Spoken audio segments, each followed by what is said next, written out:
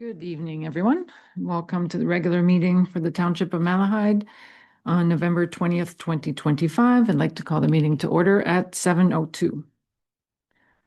Our first item of the agenda is O Canada. Please rise.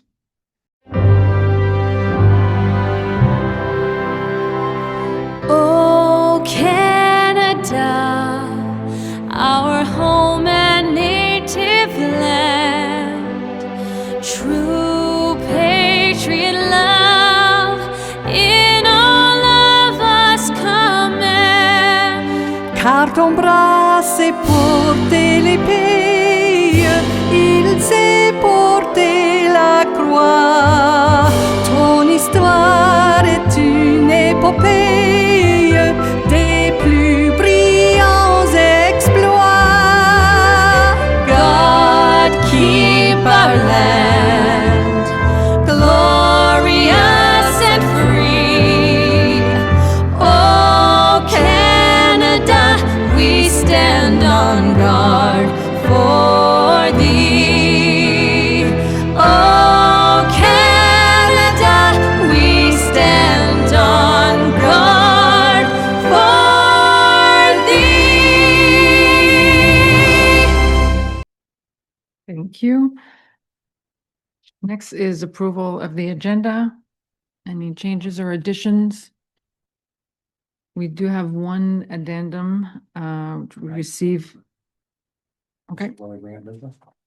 Yep, so there's one addendum that it's a correspondence that or an item that we're adding to correspondence, a memo from the town of Aylmer. And Deputy Mayor Widner. Yes, thank you. I'd like to bring up something about an article that was in the Aylmer paper about tax rates. And I've had some people get a hold of me about it, like some clarification. Thank you. Okay, so we'll put that under announcements.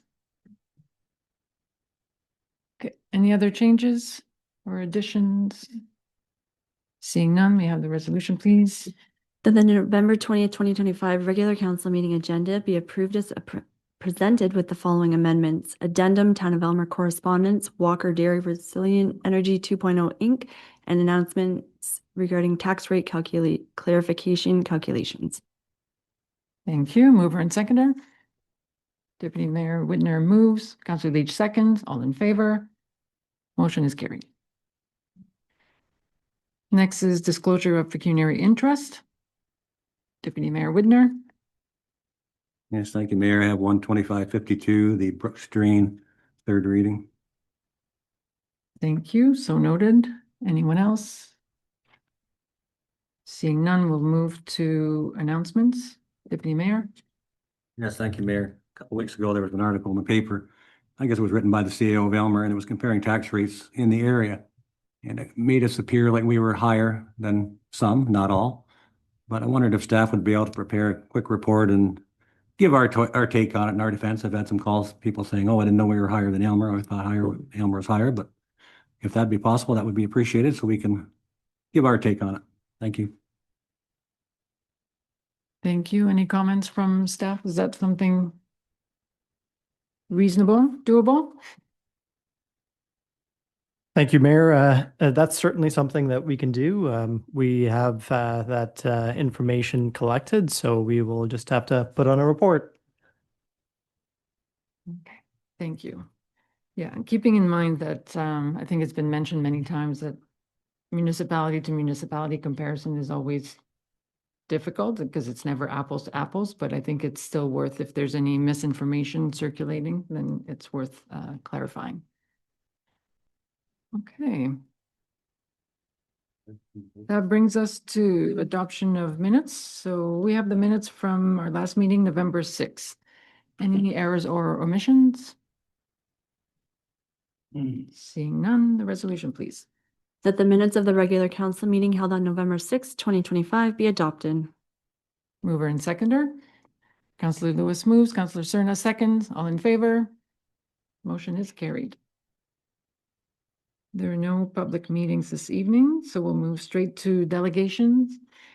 So this evening, we do have a delegation to speak to the Walker Resilient Generation 2.0 Inc.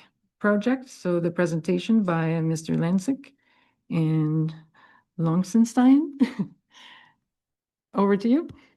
You can go to the podium and make sure you push the button until you see that green light. I'll be okay. No. I'll send any hard questions your way, John. Yeah. Well, thank you, Madam Mayor and members of council. Bear with me as I share my screen here.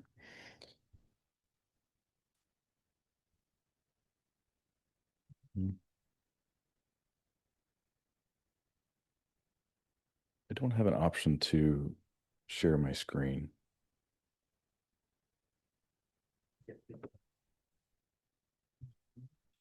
Oh, I'm in the Zoom link. Oh.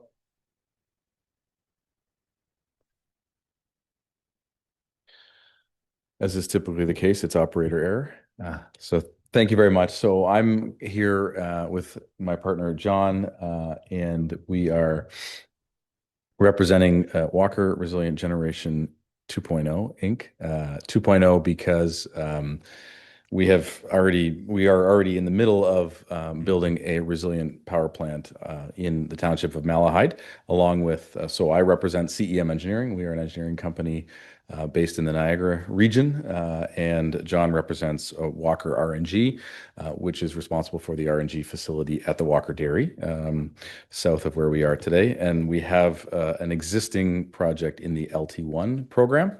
And so the 2.0 is a reference to the fact that we are pursuing some projects under the next version, the LT2 program. So very quickly, there will be a bit of a lag as we go onto the screen, but very quickly about the IESO, the Independent Electricity System Operator. I always tell the story, they have two jobs. The job is to keep the lights on right now, and the job is to keep the lights on sustainably in the next 25 or 30 years. So right now they are operating, nuclear, natural gas, wind, solar, hydroelectric assets, and they're, minute by minute, hour by hour, keeping the lights on an ongoing basis. And they are, I am flipping through, but it appears there's a bit of a delay. So, anyways, that'll make me go faster. So as they look at the future, they look at a significant energy consumption increase in Ontario over the next 25 years. Their forecasts from last year, which they're in the middle of updating, indicate about a 75% increase in energy consumption in Ontario. And so as they think about keeping the lights on 25 or 30 years from now, they have to go about securing that power. And so they do that in a variety of ways. They do that through, bilateral agreements with the nuclear power producers, but they do a lot of that through competitive procurement processes. And so they go out to the market and they look for the most affordable for the ratepayer power projects that can provide a couple things, either energy, so that's often in the form of wind projects or solar projects, but they also need what they call capacity. And so the capacity is what comes on when we have peaks, so when we have high levels of demand. And so, there's kind of these two different needs. There's the needs kind of all the time, and then there's the needs for a hot summer day or a cold winter day. And so right now there is a program called the LT2 RFP. So it's one of these competitive programs, and it's called LT2 because it's the second of it, and the LT stands for long term. So they are looking to engage in long-term contracts for both energy and for capacity. Our projects, we are competing in the capacity stream. And so they are looking for, in total, about 600 megawatts of capacity. And the bids are due in December of this year, so less than a month away now. And a key part of the program, different than earlier programs from the IESO, a key part of this program is the support of municipality. So this was also the case in LT1, and I was in this room, I think 2 years ago, maybe a little bit more, and you did grant municipal support to the first project that we did, and that project is now in construction, and we expect it to be operational early in 2026. So the process is the same. So we are working on two projects in Malahide as part of the LT2. So we want to build on the success that we've had, and we want to look for two other projects. The first project is at the Walker Dairy facility. So it's expanding what we have there, and we will have about, I'm just going to flip forward. So we will add to the assets that are there up to about 13 megawatts. So we are adding 5 megawatts now, and we're looking to add another 13 megawatts of natural gas engines. So it will be very similar to what will ultimately be there. It'll be a series of shipping containers, and there will be reciprocating engines in these shipping containers. And the shipping containers will have a lot of mufflers and silencers. The walls will be specially treated to make sure that the noise emissions don't add to the existing noise levels in the area.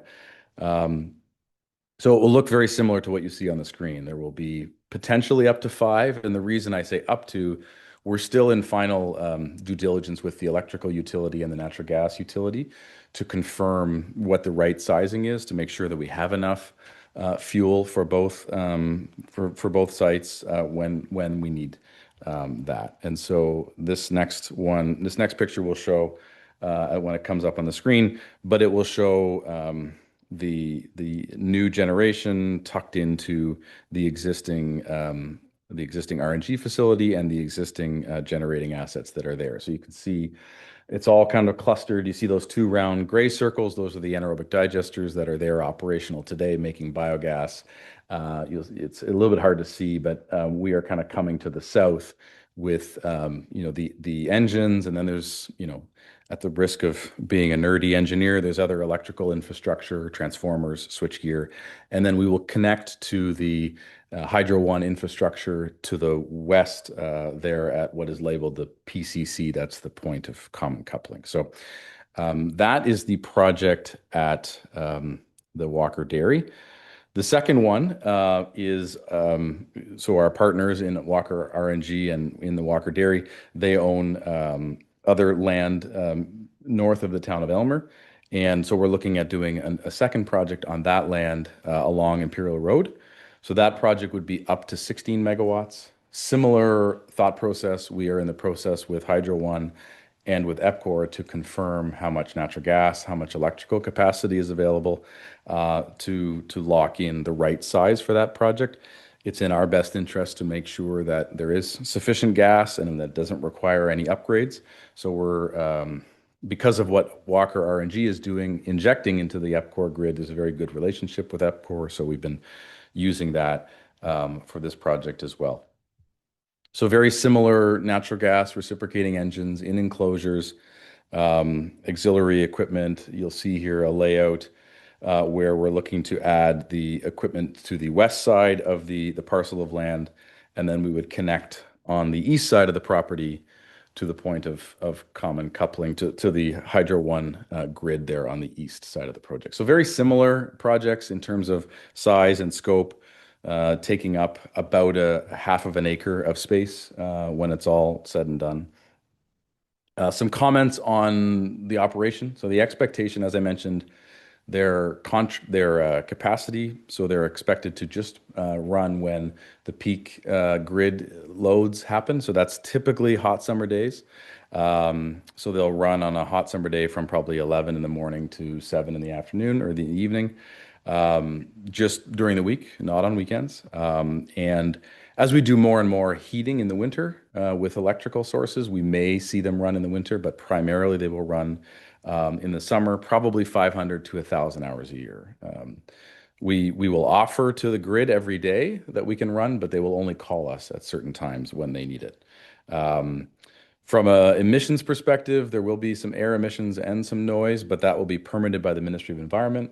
And as part of that permitting, we will have to design to keep both the air and the noise emissions below what the ministry standards are. And the engines are equipped with fire detection. You can kind of see an enclosure there with the doors wide open. So the bright green thing is the back end of the reciprocating engine.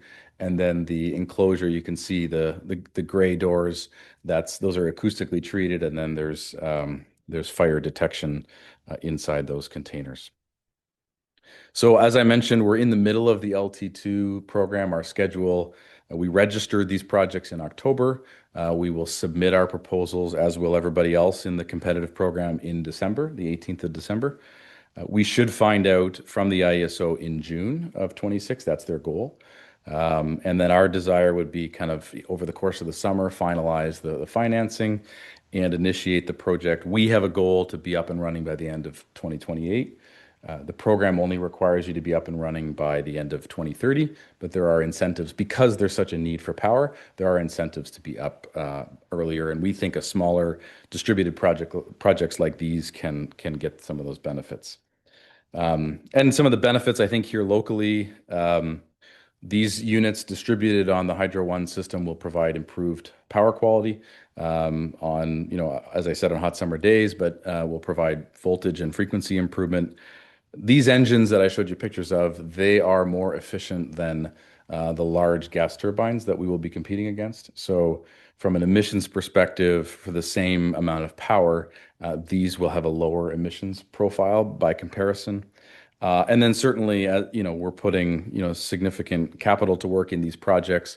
And so that will create construction jobs and then some operational jobs to provide, service of these engines. So we did have engagement meetings. The notes of that are in the packages. So we did have an engagement meeting for each project.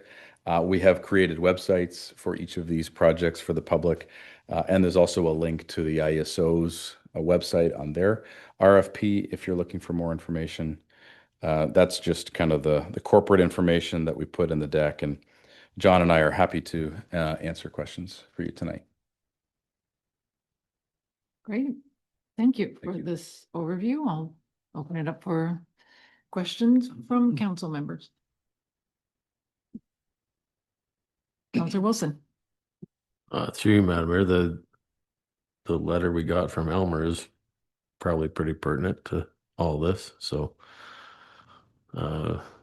we got a letter from the town of Elmer saying that there's not enough gas to do it. So it's, I guess it's a fine idea, but if that's going to take away the enough gas for the grid that we have, that's not really very good either. And so you did receive a copy of that memo. So yeah, so if you want to speak to that, that would be great. Sure. They're listening online too, so you need the mic. Okay. Thank you for the question. So Matt was alluding to it, but we have the RNG plant at the Walker Dairy Farm there. So we have a really good relationship with EPCOR. We have a weekly standing meeting with them. So we engage with them. We've been engaged with them for quite a while now on this LT2 project. As soon as we kind of thought about this project, about the natural gas supply. We don't have the final answer yet, but we will tweak the project size accordingly. So like if they come back and they say there's no gas, we are not going to submit a bid. Like that's what would happen.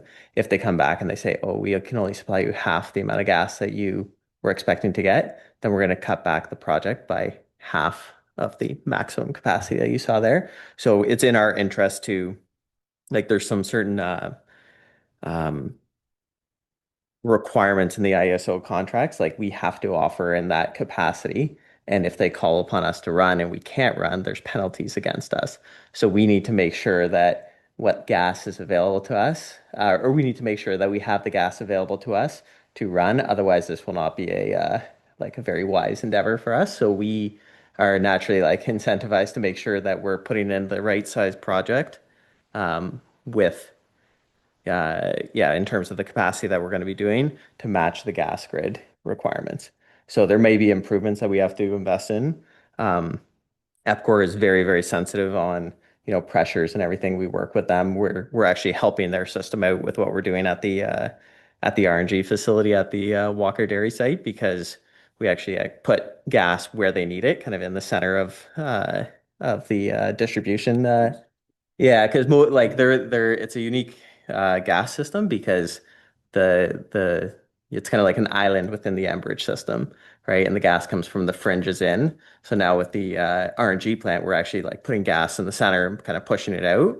So we have helped with their like pressure situations that they have had, and they're very sensitive on that. So like they won't give us more, they won't commit more to us than what they feel comfortable without impacting. They don't want to impact any of their other customers. So I feel, you know, very confident that we're going to come to an answer in the final month of due diligence that we're doing to kind of inform which project size that we're going to do. So I don't believe it's going to be an issue for the town of Aylmer. And yeah. Okay. So as you indicated, that means you need to resolve this before you submit your bid. So this is just in the next few weeks then. That's correct. Right. Yeah, Okay. that's correct. So we put in a, just to kind of highlight it, there's a letter of credit requirement as part of the bid submissions. So and the letter of credit basically says like, if you get a contract, you have to build it. If you don't build it because we can't get gas supply or we can't do stuff like that, we lose that letter of credit or the amount of money that's in that letter of credit. So it's in our best interest to make sure that we do the right size project. Other questions? Councillor Leach and Deputy Mayor Widner. Thank you, Madam Mayor. So in the event that the project got approval, what is the decibel level that those units operate at? And while it's in the center of a farm, there's already farm noises going on and there's a lot of land area buffer around that one.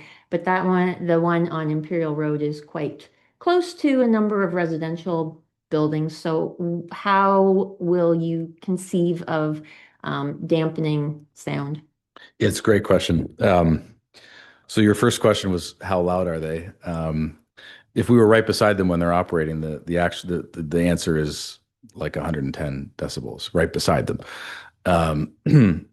We wouldn't want to be standing right beside them. The way it works is, when, if we are successful, then if you start at the end of the project, we need a Ministry of Environment approval to operate. So, and that needs approval for two things: air and noise. You asked about noise. So what they need is an acoustic report, a design report, which then they test. So, you have to, and the way that design report works is you establish a baseline noise area or baseline noise profile of the area before you do anything. So we would have our noise engineer go out and take noise readings and establish, okay, it's 45 decibels here, it's 50 decibels here because it's on the road, and you establish a baseline. So that's one design constraint. The other design constraint is this, what I call a rock concert in a shipping container, which is the engines. And so then the design engineer says, okay, I need to close that gap with two things. Sound abatement and distance, right? Because sound does dissipate. But to your point, in the Imperial Road case, because we don't have the benefit of the distance, what we're going to have to do is, in the design of that enclosure and in the design of everything leaving and coming into that enclosure, so the ventilation, we will have to put more silencing in there than we will at the one at the dairy. And so you can get, I've been to facilities where these are in a hospital complex, and so you can get kind of different levels of sound abatement for these containers, and so that will be a very important part of our design process, is to say what's the starting noise level, because we're not going to increase that, right? That's the design constraint. What's the starting noise level, and what level of sound abatement do we need to kind of keep the two together? So that's the design process. Follow up? Go ahead. Thank you. So having them on from like all day is different than the ambient noise that comes and goes. So how is that going to be mitigated? Because even if you run it within that window, it's still going to be a consistent, constant noise, as opposed to one that, like, the traffic on the road is intermittent and buffers. Yeah. Is there going to be consideration of greening around it or something else to help Yeah, it could be so the noise at the receptors is what's critical. So there's going to be 2 or 3, homes, residences within the area, presumably. And the baseline noise study will say, okay, what is during the day, let's say, what is the noise profile at that receptor? And it's going to go up and down, as you point out, right? Car goes by, it's going to go up, but we're going to establish kind of a minimum, right? And then whether it's the container that it's in, the mufflers around it, maybe it's a noise wall. We've done that on other projects. Maybe it's a noise wall plus some greenery. We're going to stack noise abatement technology in all variety of forms so that that baseline that we've established at the receptor doesn't change. Just to maybe add one thing to it. It's very, very unlikely that they run for, say, like an 8-hour period at a time. So like if you look at the Ontario electricity price, it's going up and down in the real time. So they'll only call us to run when it's economic. So we're going to put in a price of what we can run at. And if the Ontario electricity price is above that price, then we will run and they'll send us a dispatch signal. But if it's below that price, then they'll turn it off. So it's going to be, up and down as well. So it's not going to be like a constant operating profile. Thank you for that. Deputy Mayor Whitnam? Yes, thank you, Mayor. I just have a couple of questions. The noise from the unit, is that the engines or is it the generator, the power unit winds, or what is that? It's the predominant noise is the engine. If picture a very, very large truck engine with an alternator on the back. The alternator doesn't make much noise. The noise comes from the engine, the cylinders in the engine. Okay, so I'm sure that could probably be dealt with. There's huge generators out there that are fairly quiet, so. Right. Another question, we talk about gas consumption. How much gas are these consumed as opposed to maybe a house or a home or it just doesn't make sense. I don't think they would use that much gas, but you can answer that. Yeah, they use a lot more gas than a home. What's the number? Is it 200 cubic meters per? Yeah, it's for each engine. There's up to 5. Let's say it would be about 700 cubic meters of gas per hour if it was running full out. How does that compare to a home? That's a great question. But it is quite a bit more. But they're putting out like a lot of power. They're putting out 15 megawatts worth of power, which is a lot of energy. Not in like the grand scheme of like, nuclear or, these big gas turbine projects, but for like an area like this, it is quite a lot of energy. Yeah, thank you for that. I suppose these farmers with the huge grain facilities, grain dryers, would they use equivalent maybe, or I don't know. They must because it's a lot of fuel. Yeah, like if there's like the big grain dryers that are running, they'll use a lot of fuel during those peak drying times like now or a bit earlier in the year here. So yeah. Thank you for that. Other questions? Councillor Galinsky? Madam Mayor, to the gentleman here, I'm looking at the picture and the green blob that represents where the generators are going to be. Is there any reason it's in the south west corner as opposed to the northwest corner of that property? This is like a preliminary site plan, and we thought that would actually be like the most beneficial in terms of noise and kind of hiding it on the site away from both roadways. That was kind of the idea. But we are also open to relocating it on that site.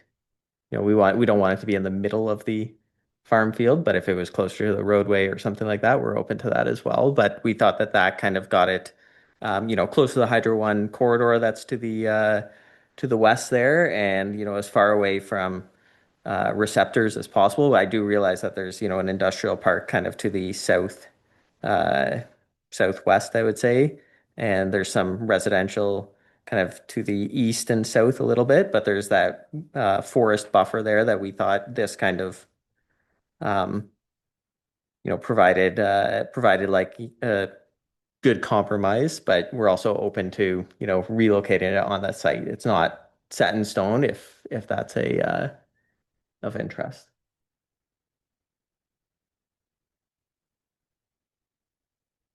Any other questions or comments? So later on the agenda, so this is the delegation, the presentation, time to seek clarification, and later in the meeting, we'll consider the resolution for the letter of support.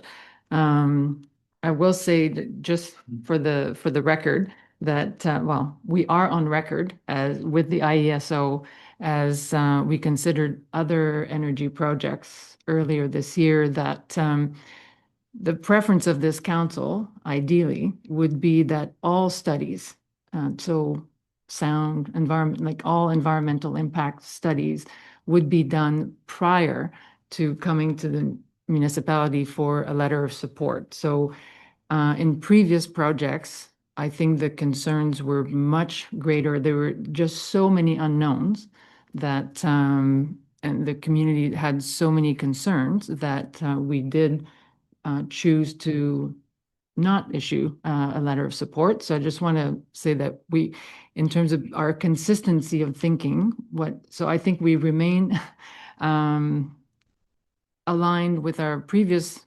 resolution where we've asked of IESO maybe to change the sequence of their permitting process so that our support would come after the studies are done, because you can see there's a bit of a risk for the municipality then where we issue a letter of support and then suddenly we find out that the impact is much greater than everyone had anticipated, and we're the levers to pull back or not guaranteed. So it looks like you wanted to comment on that. Yeah, just I empathize with the quandary, and to add some color, and I certainly don't speak for the ISO. I think their intent with the MSRs was to move away from a prior regime with the renewable energy approval, where all of that approval and involvement was taken away. I do speak as a developer. The challenge with doing a lot of those studies prior to your knowledge about a project, it's hard to finance that, right? So I think this goes in the category of there's no easy answer to that. Yes, and you're absolutely right. We appreciate that it's certainly the current process is an improvement.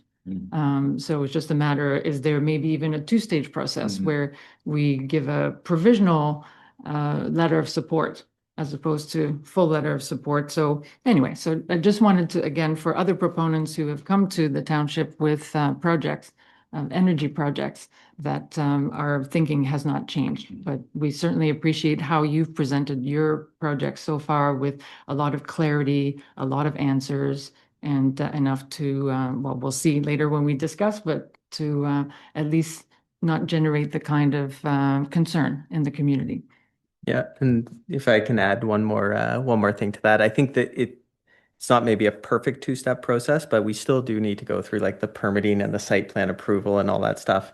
And there are, opportunities to kind of engage on that side in a bit more of a formal process. So I do think like this isn't the end. This is the start of the process for us. That's right. And thank you for reminding everyone of that. Great. Any further questions or comments? Seeing none, then thank you again for the good presentation, and we'll do a resolution to receive it. That the presentation be received from Walker Dairy Resilient Energy 2.0 Inc., presented by Matt Lensink and John Van Logtenstein, be received. Mover and seconder, please. Councillor Cerna moves, Deputy Mayor Widner seconds. All those in favor? That is carried. Okay, next is approval of business. So that's our consent agenda from the recommendation of the Committee of the Whole. So the only item was the road surface conversion policy that the committee looked at our last meeting and recommended to council to approve without any modifications at this stage. We'll consider a resolution to approve that. Whereas at its November 6, 2025 meeting, the Committee of the Whole recommended to Council item A, and be it resolved that Council adopts the above recommendation from the Committee of the Whole. Mover and seconder. Councillor Lewis moves, Councillor Wilson seconds. Any further comments or questions about this policy? Seeing none, all those in favor? Motion is carried. Okay, so that brings us to new business, which is, oh, surprise. Walker Dairy Resilient Energy 2.0 Inc. project. So I'll turn it over to Mr. Steele. Thank you, Madam Mayor. Mr. Linsink has provided, and Mr. Van Lowenstein have provided a fairly detailed overview of their proposal, so I'll be brief with my additional comments. I perhaps just note that for the Imperial Roads facility, the lands are designated as suburban in the township official plan, which do permit a wide range of commercial industrial uses. And the township zoning bylaw does permit electricity generation facilities in all zones from the township's bylaw. In speaking to some previous comments raised about sort of potential impacts from the proposed use, I would reiterate that the proposed development is subject to site plan control and building code requirements. So in the event that ISO does grant or award a contract for this project, there are additional requirements from the township that would need to be met, which could include additional information for the MEC approvals or anything to support addressing those concerns as part of that process. Additionally, in speaking to just some notes on the purpose of the municipal support resolution, based on staff's review of IESO's information, this resolution does not grant any kind of blanket approval for the project or absolve the proponent from obtaining any kind of additional approvals from either provincial agencies or the township. So those requirements do need to be met regardless of whether or not an ISO contract is awarded. With that, I conclude my presentation. I've had any questions from members of council. Thank you for that. So, and we are going to consider each project separately with separate resolutions. So this one is, we're starting with the Imperial Road project. Councillor Leach. Thank you, Madam Mayor. In the event that they received approval from the IESO, but did not receive approval for their site plan or other plans, what does that leave the applicant with at the end? Is there a penalty? Through Madam Mayor, I would defer that question to Mr. Lensink or Mr. Lowenstein if they're able to answer. Yeah, like if we did not. And based on the technical aspect of the question, we'll have the delegation to comment, please. Okay. We obviously would want to try and work through whatever site plan approval conditions there were to make sure that we got a project off the ground. It'd be similar to what I was saying with the letters of credit, that we have to submit a performance letter of credit. So if we were awarded a contract and we could not do it, we potentially have that letter of credit at risk. So we would do things in terms of, on the site plan side to, try to accommodate or do what we can to ensure that we're being, a good neighbor and that we're building a project that, everyone can stand behind and be supportive of. So. Thank you. Councillor Wilson. Through you, Madam Mayor. The stuff that's out on Carter Road, I don't really think there's much issue with it. It's the Imperial Road property that has more possible problems to it. If we give approval to this, what does that do to neighboring properties? Do they have to then, basically, I don't want someone else not being able to do stuff on their property because this is there. So if someone else wants to do something on neighboring properties, is there any setbacks, like you have to be so far away from this now if it allows to be come into existence? Or what are it's not the same as having a huge manure pit or anything like that, but if if the huge manure pit is there and then you build a house next to it, I guess that's your problem. But does that preclude any other property usage for surrounding people? Thank you for that. Mr. Steele, any potential impact on land use? Through Madam Mayor to the councillor.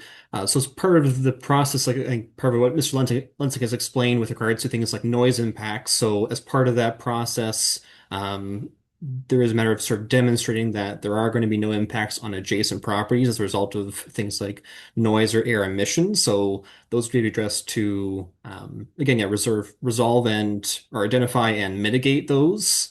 In terms of potential limitations, the areas are designated suburban, which do permit a wide range of commercial industrial uses, so which are typically less sensitive than, say, a residential subdivision in this location. As part of that, in the future, it's hard to speculate in terms of what's going to happen with lands in the area, but for the purposes of reviewing an application, we would look at ensuring that there are no impacts on adjacent properties that would cause any kind of negative effect. So that's where all the different assessment and studies would then maybe be reflected in the site plan, and the exact location, as you indicated, may be adjusted a little bit, but with the intent of having no negative limitations on other properties. Okay. Thank you for that question. Anything else? Seeing no other questions, let's consider a resolution for the Imperial Road project. The report number DS 25-41 entitled Walker Dairy Resilient Energy 2.0 Inc. IESO LT2 Bid Concession NTR North Part Lot 83 10711 Imperial Road be received, and that the Council of the Township of Malahide supports the proposed bid by passing the resolution attached to this report as Schedule A. Thank you. Mover and seconder, please. Councilor Lewis moves. Councilor Glinski seconds. Any further questions or comments? Seeing none, all those in favor? The motion is carried. Okay, so we'll proceed, Mr. Steele, back to you for the Carter Road project. Thank you, Madam Mayor. Again, the delegation was fairly detailed in this proposal, so just add a few additional comments. The lands are designated as agricultural and zoned for agricultural purposes. However, the zoning bylaw does permit, again, electricity generation facilities, including the current project underway for construction as part of the LT1 RFP process. And again, that future expansion of the site would require site plan control approval.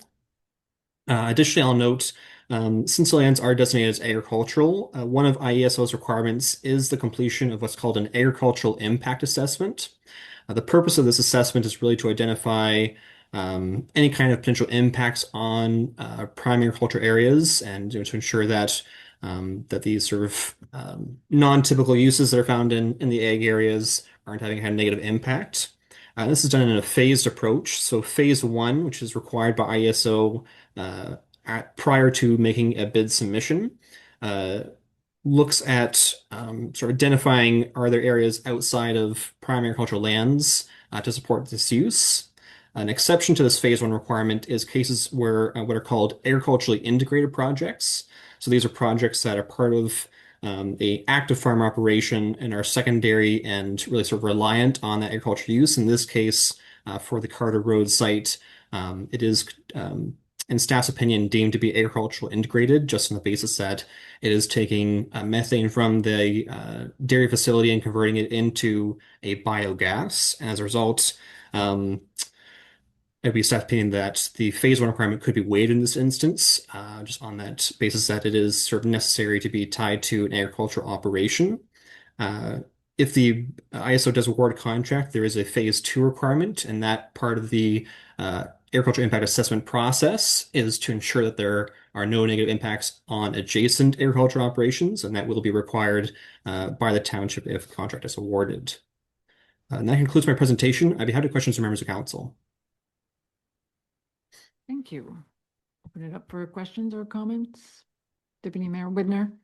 Yes, thank you, Mayor. Just a question. Will the noise at the proposed improvements to the Carter Road Farm, will it be increased or will it relatively stay the same?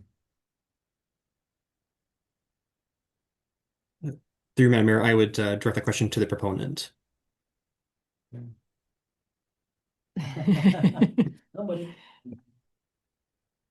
Thank you. Question was, will the noise increase at the site? Yeah, no, it's in both cases, the design process will be establish baseline noise and then design the noise abatement so as not to increase the noise at the site. Okay, just to clarify that, so the noise won't increase? That's correct. Yes. Okay, and just another question. With the proposed Thompson one, is it the same kind of noise? Same loudness? Because if I was to drive by Carter Road, but that's what I expect to see at Thompson? Thompson Farm, the one north of town? I call it Thompson Farm. Yeah, we call it Imperial Road. Yeah, that's right. Very, very similar technology. What may change is so the core technology is the same, but if the baseline noise profile is different, I mean, if it's, let's just say it's louder at Carter Road than it is in Imperial, you may have this is a technical term, a beefier noise abatement at Imperial Road than you will at Carter Road. You may have bigger silencers, you may have thicker walls, right? But beyond that, they won't be any different. Thank you. Beefier, yes, that's our technical term of the evening. Any further questions or comments?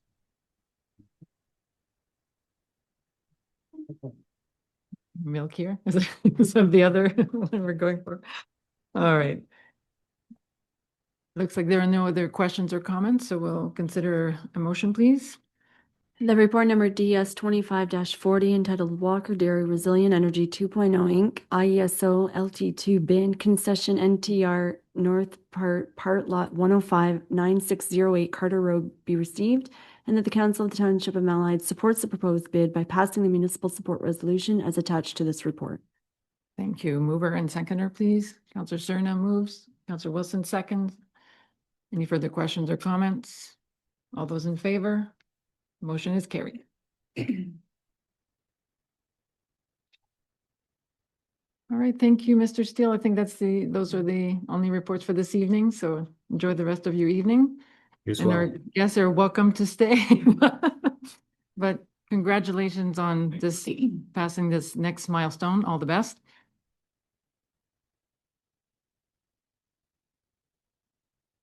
This brings us to bylaws. We have two bylaws to consider, the procedural bylaw and the Brooks Drain improvement.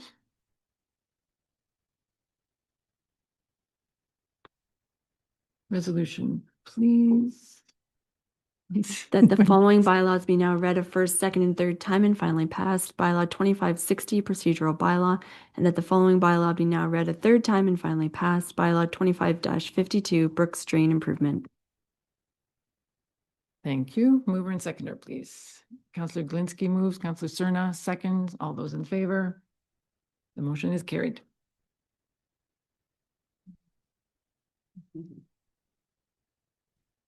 This brings us to the Committee of the Whole. So resolution, please. Resolved that we do now move into Committee of the Whole. Mover and seconder. Councillor Wilson moves, Councillor Leach seconds. All those in favor? Motion is carried. So this evening, there's only one item for the committee to discuss, and that is the recycling collection from non-eligible sources. Director Gombe. Thank you, Madam Mayor. Through you to council. This report is a little long for those who have gone through it. It starts on page 87 and of your agendas. I will try to summarize it as concisely as possible. Essentially, what we have is the recycling program in Ontario is changing. This has been in progress over the past couple of years. Past couple of years meaning dating back to 2021 when they started with the proposed regulatory changes. As council may recall back in late 2022, early 2023, there were some decisions to be made about or surrounding the transitional period where the province's regulations have changed to take the responsibility for the curbside collection of recycled goods off of the municipalities and put that responsibility back on the producers. So dating back to 2021 is when they were first proposing that this change would be happening, basically taking it out of a municipal sphere of responsibility to be managed by these arm's length regulatory agencies. Circular Materials, the Reverse Logistics Group are the two major ones that basically are contracting and acting on behalf of all the producers of recycled goods to collect the money and distribute it to contractors to provide curbside collection. So in 2022, this council opted into the transitional period, which was from July 2023 until the end of this calendar year, whereby we opted to work with Circular Materials and continue to have our contractor, Miller Waste, provide the collection of curbside recyclables, where we paid them under our current contract. We then received subsidy through Circular Materials to offset what we were charging or what we were being charged by Miller Waste. Coming to the end of this transition period, we are now at a point where recycling collection was always mandated to be collected from residential properties. At no point in the history of recycling collection was it required to collect recyclables from large or small businesses. For the most part, many large businesses for a long time have gone forward with the notion that they're not required to do this. The truck's not coming. We've got our own bins. We look after ourselves. Where things get a little tricky across the province is a lot of small businesses that don't generate huge volumes. We're taking advantage of the fact that when municipalities were picking up recycling, there was always a revenue component associated with that. It was not with the sale of commodities. You could generally break-ish, maybe even sometimes make some money off of recycling. So municipalities had no issues collecting curbside recyclables from small businesses. Now with the regulatory changes that come into full effect in January, we're not permitted to collect those items and have them mixed with the residential stream of recycling. So what's happened is the producers were approached by the province, and the province created the rules to say that, you are going to be responsible for curbside collection, and they structured their deals and everything between that and have started doing collections. But then the producers said, well, what about these small businesses? These aren't residential homes. Why are we collecting them? And the province kind of went, oh, well, we didn't realize there were so many across Ontario that were in this exact same boat. So through 2024, there was a lot of pressure and a lot of lobbying back at the province to say, hey, this is something that wasn't really strongly considered. And we have a lot more municipalities who have these small businesses that just rely on putting a bin out at the curb for the last 20 to 30 years that are now to be excluded from your collection. And it got the province up to the point where they went back to the producers to try and renegotiate some sort of agreement where they could continue this service for these small businesses. Unfortunately, it was in October of this whole process took quite a bit of time.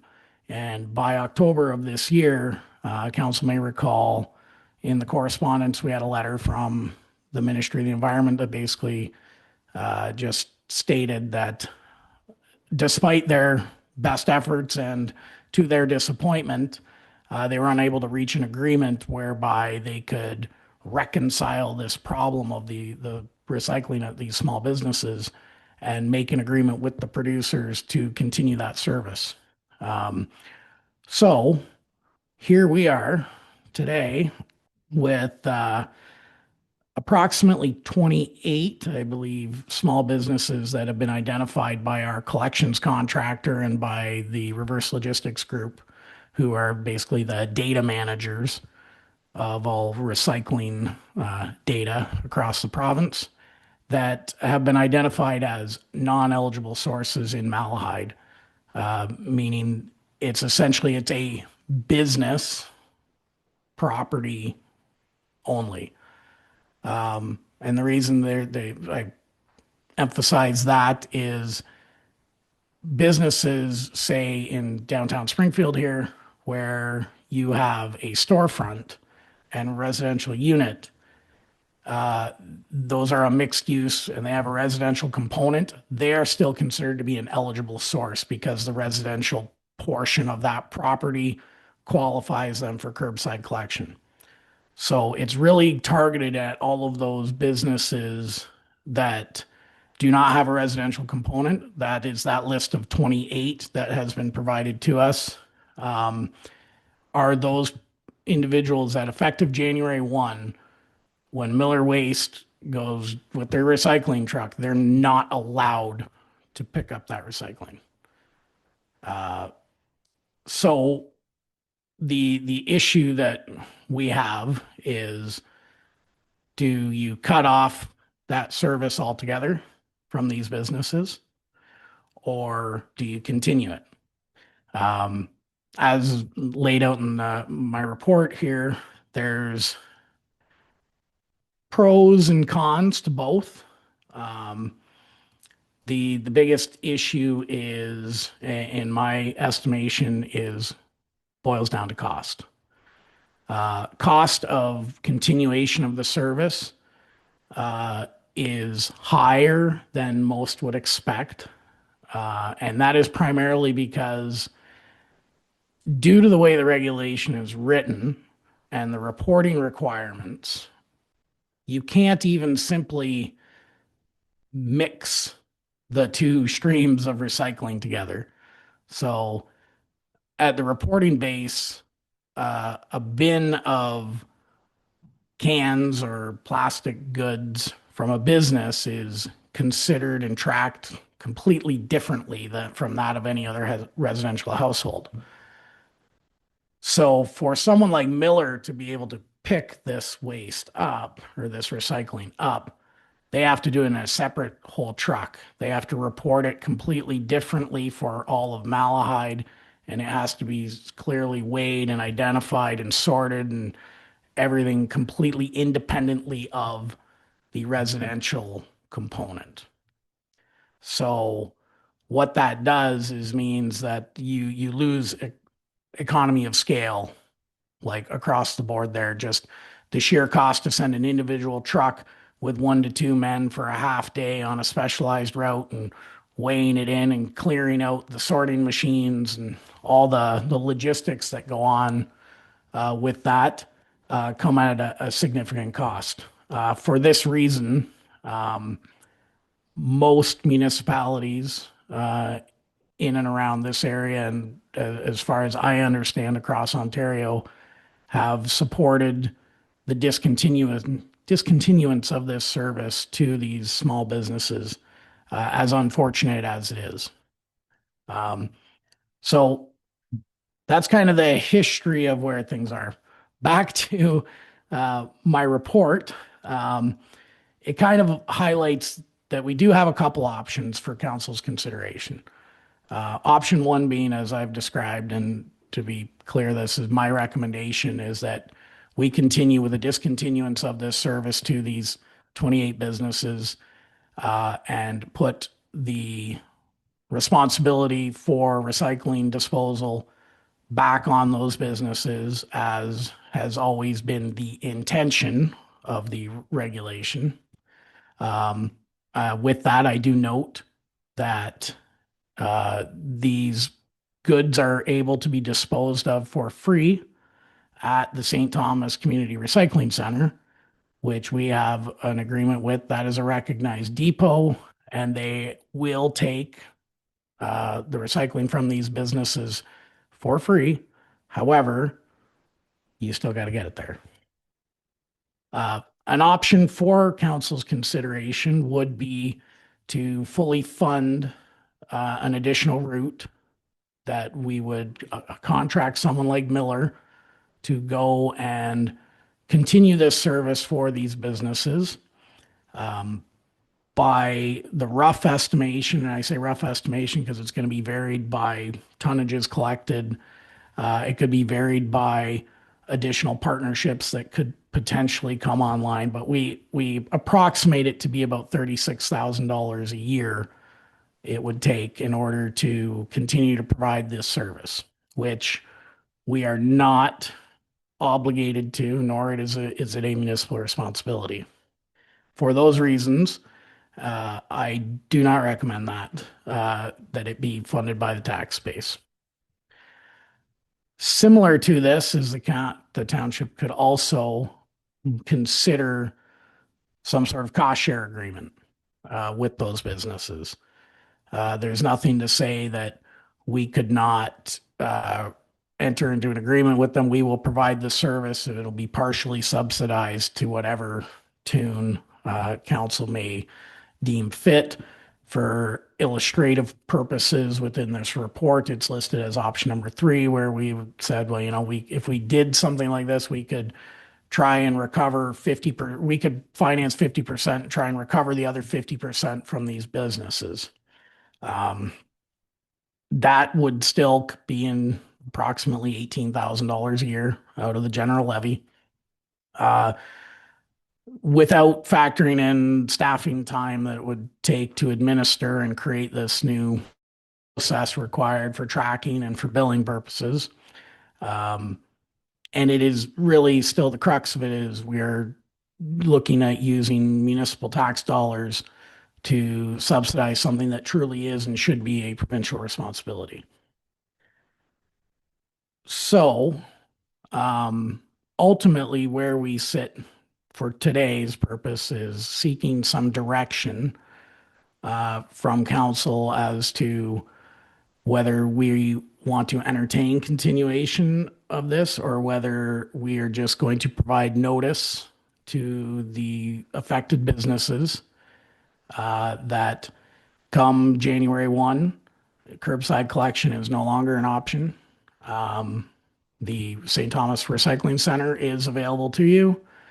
Alternatively, there are options to reach out to other individual waste management contractors on your own to arrange for such a service in order to deal with the recycling. That is the ultimate direction that I need for this evening. However, I also wanted it's highlighted in the budgetary impacts. I'd like to speak to the pending changes to our operating budget. In theory, when we were performing and paying Miller for the collection of recyclables, our costs of that contract were being equally subsidized back to us through the recoveries we were receiving from circular materials. And that is what's listed in there as CMO.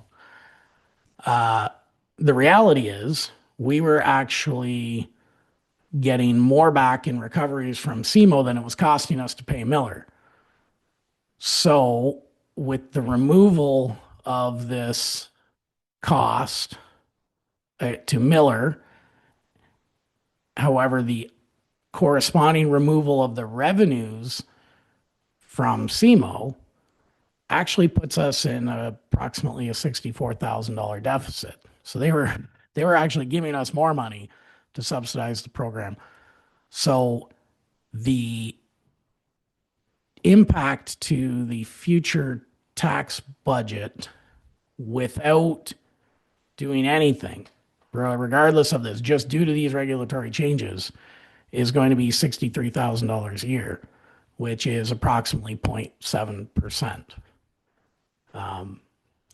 If you then were to compound on top of that the idea of continuing this non-required service, then we are looking at an increase of approximately 1.1%, just shy of $100,000 a year that will need to be adjusted in our tax budget going forward. So I think, I hope I covered the general story of how we are here and why we are here. And I am happy to answer any questions that council may have with regards to this report and then the whole process.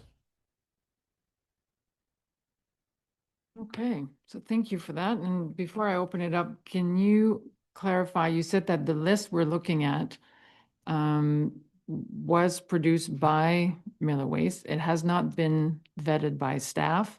It may be inaccurate, so that's not the be all. Like I noticed, you mentioned the ICI is institutional commercial.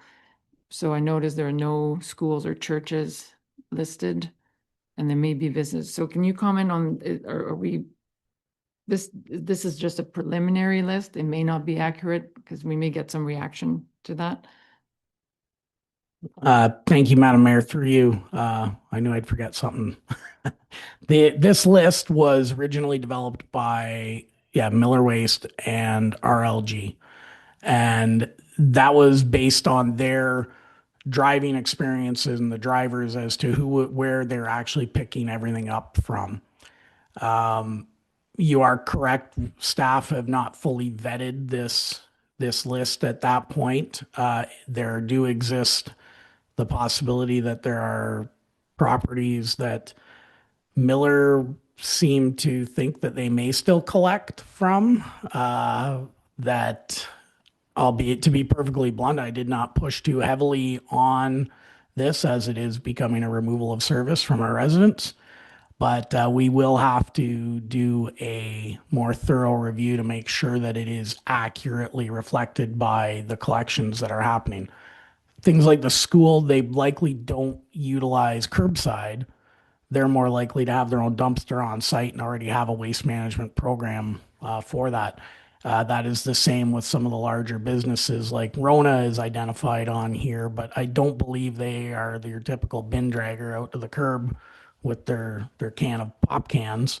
They've got bins out back for all those things. So it takes a bit of massaging to figure out who is actually going to be on the list and who's not. It does appear that there may be some that have not made it onto this list that should be. But and conversely, we want to verify that, some of these properties don't actually meet the requirement for pickup because they have a residential unit attached. That exists as a possibility as well. So again, being in committee of the whole, this tonight would be a recommendation for council, and that allows the public to also have a look at the list and maybe contact staff if they have questions, whether they think they should be on the list or not. Okay, thank you for clarifying that. I think Councillor Wilson, you had your hand up first. No, through you, Madam Mayor. It's just a shame that we can't. It's one thing to subsidize if we had to just keep these in the rotation, but to have an entire new route with an entire truck and something that's circuitous all over the damn place, they're not making it easy.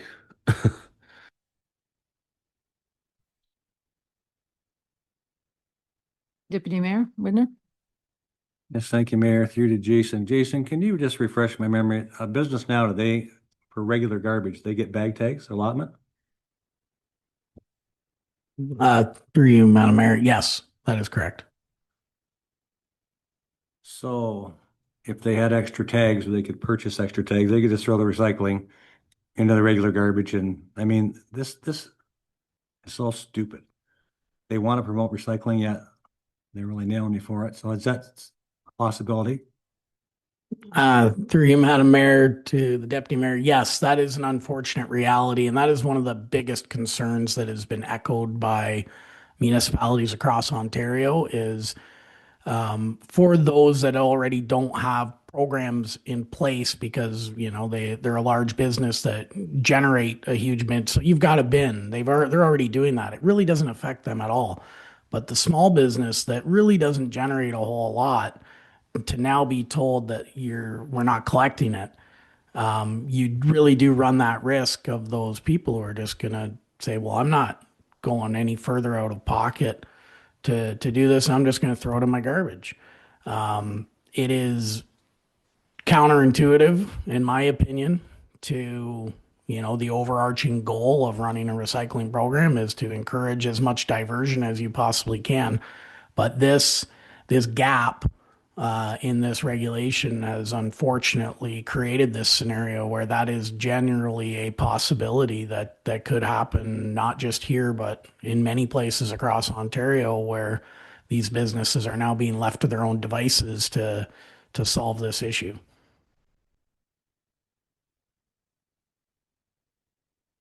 Councillor Leach? Thank you, Madam Mayor. Is any notification going out to the affected businesses? Through you, Madam Mayor, nothing has gone out yet. I believe there may have been brief information that was provided back in 2023 before the initial transitional period began. To date, staff have not issued any correspondence to these businesses. We were really hoping that these conversations between the province and the producers were going to at least yield, a bit of an extension or for them to come back and say, yeah, you know what, we can figure out a way to manage this. Unfortunately, that didn't happen. So we did not issue anything prior to this because it was kind of like, well, we don't want to go and get everybody up in arms and then not say anything. And so unfortunately now we're here kind of at the 11th hour. And I recognize that doesn't put, it doesn't make the message any better when we're coming out so late. And I take responsibility for that. We could have done more, but we didn't. We were hoping things would be in a better position than they are. That being said, it is our intention to get out some correspondence immediately to these businesses just to say, hey, in case you were not aware, which I don't imagine many were, this is what's happening and these are the changes that are coming. Follow up? In whatever correspondence goes out, you've mentioned the St. Thomas Recycling Facility. Can that be included as a means for them to continue to recycle? Because I understand the province is running out of garbage capacity. This doesn't help that at all. Yes, thank you, Madam Mayor. Through you to Councillor Leach. That is a good piece of advice. We will be including in there the information about the St. Thomas Community Recycling Center. Interestingly enough, hopefully that some of the other papers may pick that up locally. St. Thomas City Council just was hearing very similar messaging to this on Monday. So, and at that time too, part of their resolution was to get that message out there, remind people we have this community depot, which is now obligated to take our recycling from these non-eligible sources free of charge. So like free of charge, meaning they can't charge the people depositing it. The producers have to contribute for the operation. As a municipal partner, we are still going to be responsible for some of those operating costs of that site as a whole. So we may see a slight uptick in our cost contributions required for the operation of that site. However, it shouldn't be completely linearly attached to the increase in services that goes there for non-eligible source recycling. Deputy Mayor Whitner? Yes, thank you, Mayor. Just a question. So the businesses have an out, they can go to the recycling depot. Let's say some entrepreneur gets a great idea. I'm going to collect all the garbage from or all the recyclables from these people and take it to the site in St. Thomas. They probably won't accept it because the president will do it. Just doesn't make sense. You're going to have 25 people drive up there to do this. Not every business has a vehicle to even do that with. So, but I don't, could that be clarified? If I suppose you have to, I think you have to identify where you're from and an address where it came from. So maybe they could get away with combining some. I hate to see so many vehicles go on for, this is ridiculous.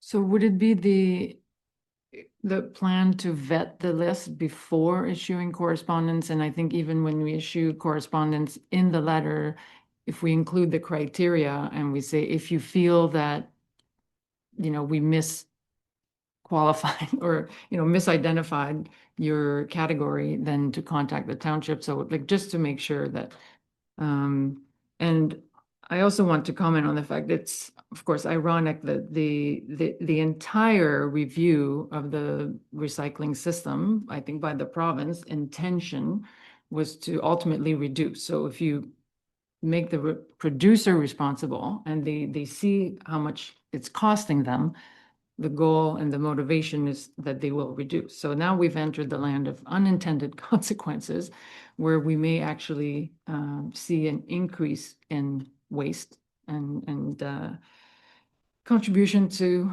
you know, the landfills. So I think as part of our messaging, because then we will have to pay for an increase in waste and if more tags get picked up and get used.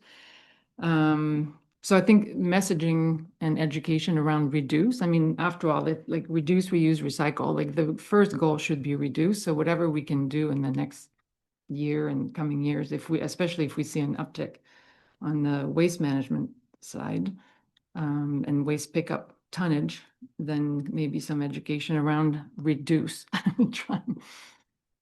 Deputy Mayor Whitner? Yes, thank you.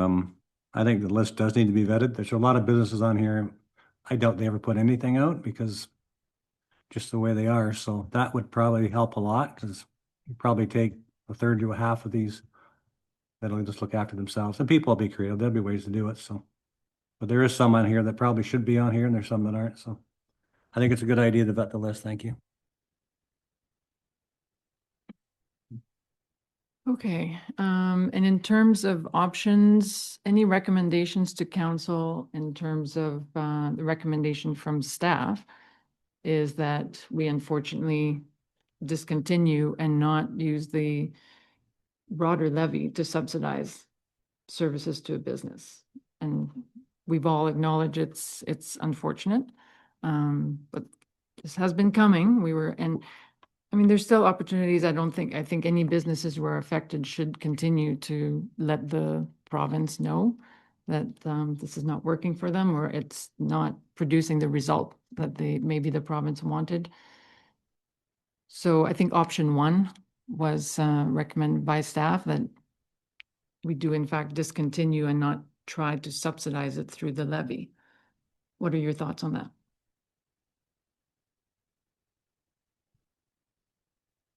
Deputy Mayor Whitner? Yeah, just a thought.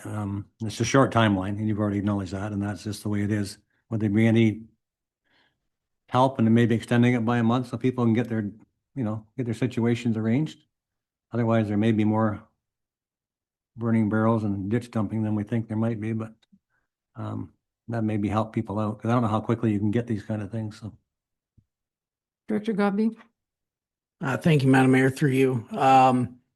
That is something that had popped into my head as well, as perhaps at least something to at least soften the blow, to have a bit of a phased out transition. I can follow up with Miller. I will qualify that with the concern that from a contractor's perspective, they have to have separation and sorting like the sorted separation happening and weighing and all those processes in place effective January 1, what that may do to pricing or whether whether or not they may even entertain the idea. I don't know, but I can definitely follow up with to get the answer to that. Like if they were to come back and say, well, yeah, we can do it, but for the month of January, it's going to cost us $10,000. Is that something that we would want to entertain? I will bring that information back so that we can get firm direction on that. Okay, so would be the recommendation of the committee that staff look into ways to ease into the transition. Okay. Any other comments on that? Otherwise, option 1, I think we would be easing into option 1, which will also show up in our budget deliberation. So we'll see the direct impact then. So, okay. And I think this is a good reminder that we need to be prepared for the entire community for the fact that waste pickup and recycling pickup are now 2 completely different systems. So we need to be prepared for eventually, there's nothing that says that Miller, for example, would have both contracts.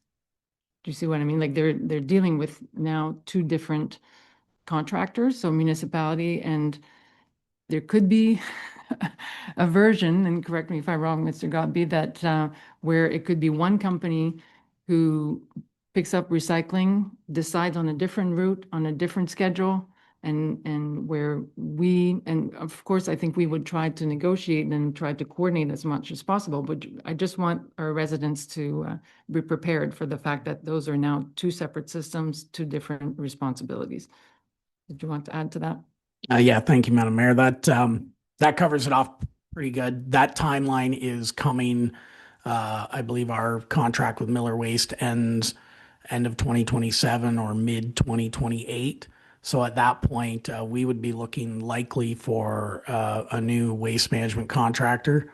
That would also be the time that their Miller's contract now with SEMO would expire because they've essentially assumed our contract.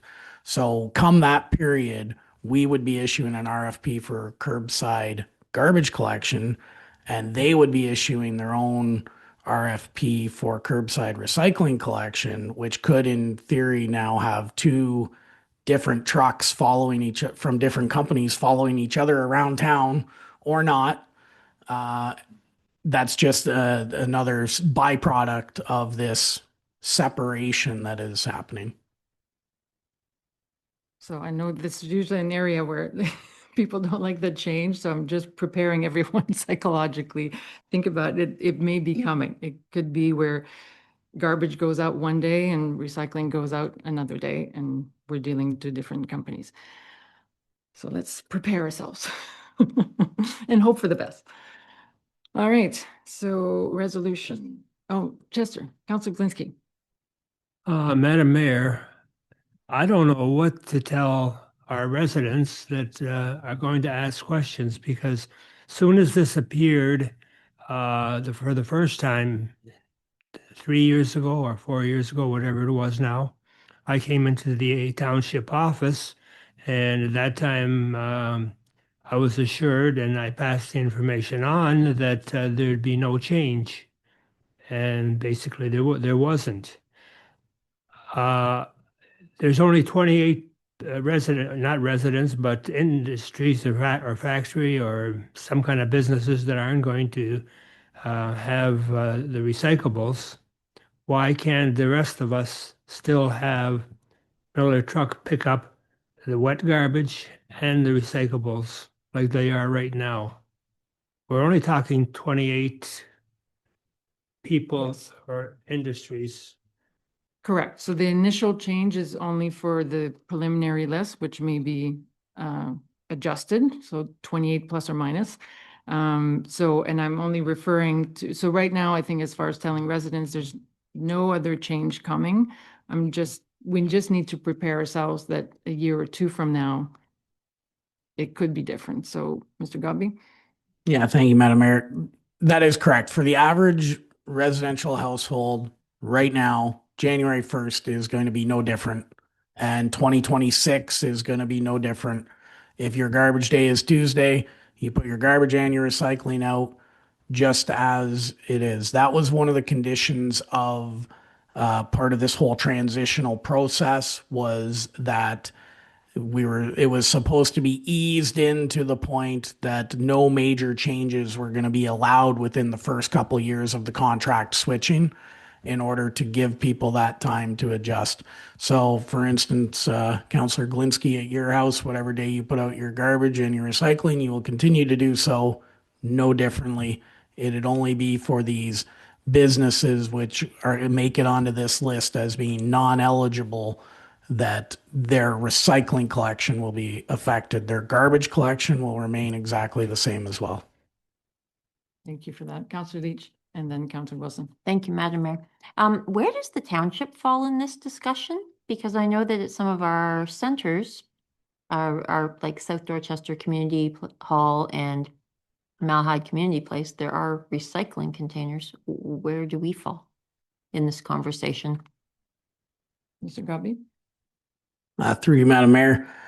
One of the reasons that I believe that we didn't make that list is we typically don't rely on the curbside collection. For example, at Malahide Community Place, we have a dumpster, not to go to the garbage, but a recycling dumpster bin. So our plan would be likely to just transfer that to our bin. I mean, we generate such small volumes at South Dorchester that that's an easy truck drive around the corner to use the bin, which we're already paying for. We already have a procedure established for. For any of the other sites that we have, we would basically treat them the same, as we'll just consolidate those ourselves with our own forces, because we are fortunate with having very small volumes that we need to address as a municipality. Again, some of the larger urban centers and larger municipalities are really into creating whole new business processes and business lines in order to manage some of this stuff. So the very least we can look at that minor silver lining for Malahide is that it shouldn't have a huge impact in those areas. Follow up? So who collects our recycling? Right now, our contract is with Miller Waste, that they are the ones that collect the bin at MCP. That is part of that was part of the RFP that we last did in 2021, I believe it was, that they provide that service to us. And again, we'll need to review that whole process come the expiration of that contract. Councillor Wilson? Through you, Madam Mayor, is it still going to be paper every other week? Then that's still going to be the same. Through you, Madam Mayor, yes, that is one of the items that was mandated to stay the same. The pros, the producers, that's what they were instructed, that they were not allowed to make changes like that. They can't. If you were going bi-weekly collection, you remain bi-weekly collection. If you were every week collection, they couldn't switch you to bi-weekly because they're going to try and save money. They're trying to maintain the level of service for the residential people as best you can. Okay, thank you for fulsome discussion. It is an important topic. So resolution, please. The report number PW 25-41 entitled Recycling Collection from Non-Eligible Sources be received, and that the committee recommend to council to approve the discontinuance of curbside recycling collection at all non-eligible sources within the township effective January 1, 2026. Mover and seconder. Councillor Wilson moves. Councillor Cerna seconds. All those in favor? Motion is carried.